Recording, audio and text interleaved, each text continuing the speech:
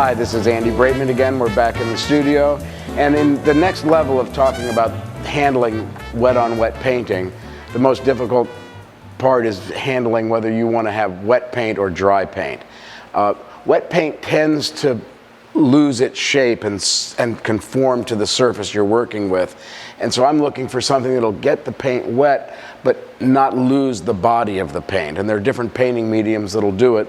The one that I like the best right now is a resin gel. It's a alkyd-based painting medium. It keeps the stiffness and heaviness of the body of the paint, but still allows me to fluff it up and get more spreadability out of it. So it's sort of like, you know, it's like the kind of, the analogy I like to use is like the whipped butter versus stick butter. When you're trying to spread it on an English muffin, the whipped butter covers more ground, and we're trying to whip up the paint, and the resin gel does that best for me.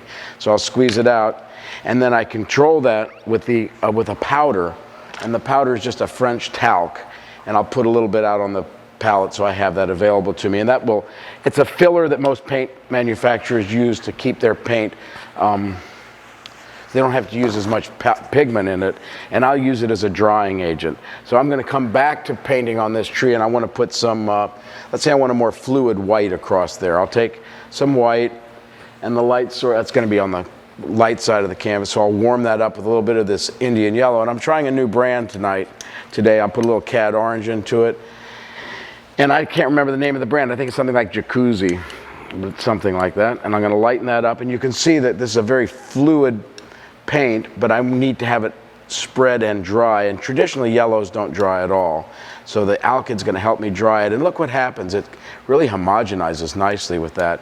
So rather than keeping it homogenized, I'll just swirl some color back into it. And in order to keep the dryness, I'll just put a little of that talc in, so it's not quite as fluid, although that's what I'm trying to get. And this time I'll take the same broad brush, and I'll scoop the paint up so it's at the tip of the brush, and then I'll flip it over so I can paint with that controlled edge.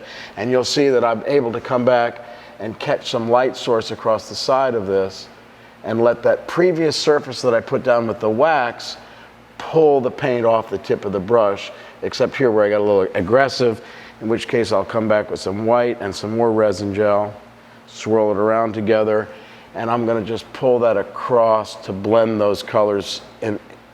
So I'm catching the light off the side of the tree rather than off the front, and it gets a little too easy sometimes, so I'll just do a quick stroke across, and that keeps the fluidity of the paint, keeps it wet, and yet at the same time it'll set up very, very quickly. So in another hour I'll be able to have a different thickness to that paint.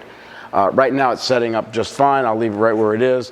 I'll take a little of the complement of that, some blue and purple, slide it in on the back side.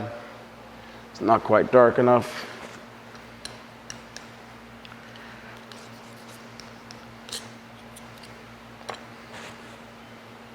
And I try not to homogenize those paints too much. And I'll just pull this across, and I'm trying to, again, simulate that look of bark on either aspen or birch. Tend to get a little darker at the base, and there'll be knots coming off, so I'll just soften that and get rid of the paint on my brush. And that's what the resin gel does for me. It lets me keep the paint fluffy but still spreadable.